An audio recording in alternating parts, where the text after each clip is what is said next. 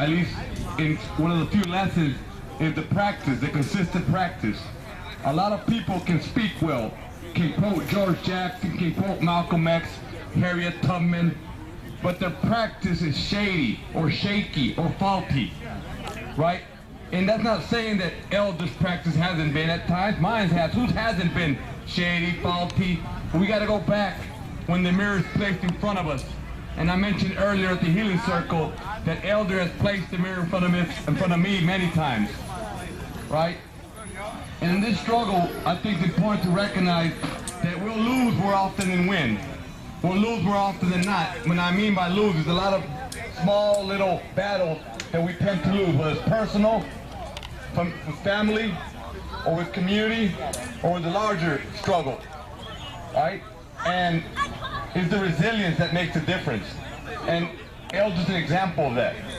The other day I was talking to Dorsey, right? And we started talking about all these different characters that pop up into our life.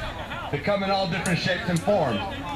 And sometimes the ones that are not so political or politically correct, the ones who are not so sharp in ways that we define to be sharp in the conventional way, tend to be the ones that really help align those of us that think are sharp, right? And one thing that came out of that conversation was that character trumps politics.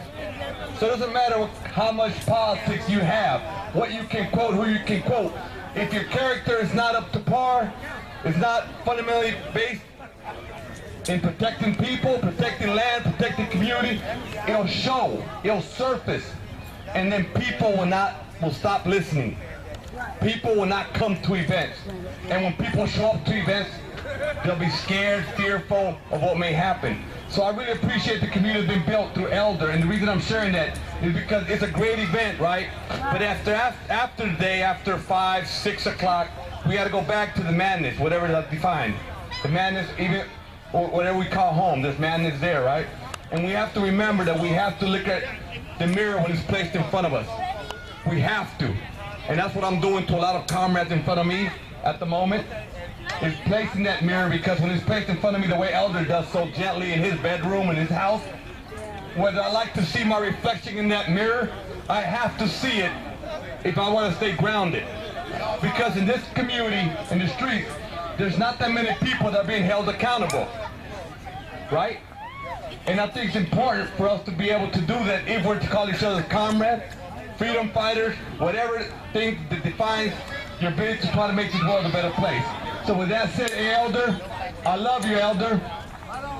I love Michael, I love Carmelito, I love Melanek, I love the entire family. All your fruits, comrade. And I know you show the same love towards my family, so thank you.